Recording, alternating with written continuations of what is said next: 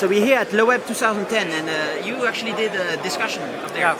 And you showcased your system, your site. Mm-hmm. So you funded it with a guy from the movie? How did it work? Well, he wasn't the guy from the movie then. Yeah?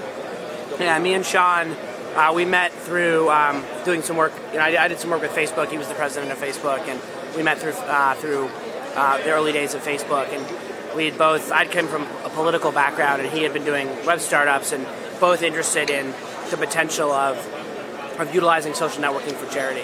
So you actually participate in all the parties in the movie and stuff like that? Is that where you met? Or no? No, it wasn't really. The movie's not all that based on reality. All right. So how much is he involved right now on this? Still very involved as active board member, the chairman of our board, and helping to guide our product direction. So your goal is to revolutionize charity, and you're already kind of like doing it, or what? But mostly in the what do you call this area? The San Francisco hippie area, right? Or no, we have users all over the world, many in Europe, and just really trying to make charity much more accessible for people. So what do you think? Because you were politically involved, would you say what politics, or you don't say? Oh, personally? Yeah. Well, I worked on the Democratic side, but the platform is very, very multi-partisan. Do you think there's a difference in terms of like left wing and right wing, how they think about charity?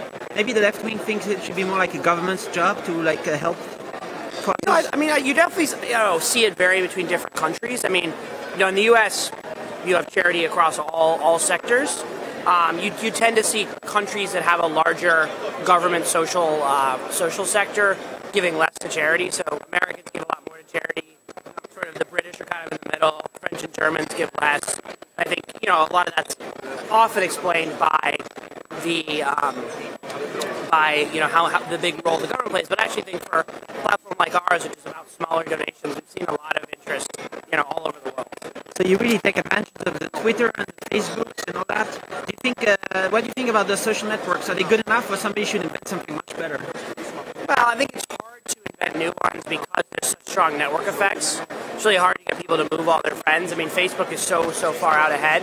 But I think there's a lot of innovation left to do around, helping people focus on their really close friends. Because for us, it's not about asking your 1,000 friends to donate. It's about asking 30 friends, but it has to be the right friends, the ones that you're really close to. And it's mostly about just giving a little bit of money, right? It's not about doing some things. Well, you can help in lots of different ways. There's giving money. There's helping to spread awareness. We have opportunities to take sponsored activities and whether you're shopping or interacting with advertisements to also get money for charities. We do it in a bunch of different ways. All right. So when you pay, you have to pay with PayPal, or you pay with a credit card. Credit card, and they always take a bunch of percent.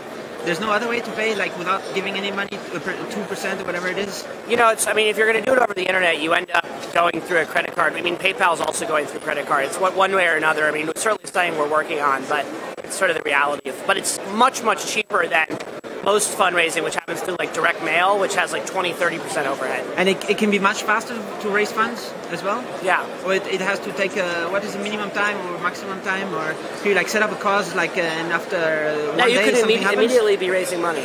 Immediately? Yeah. All right. Cool. Thanks.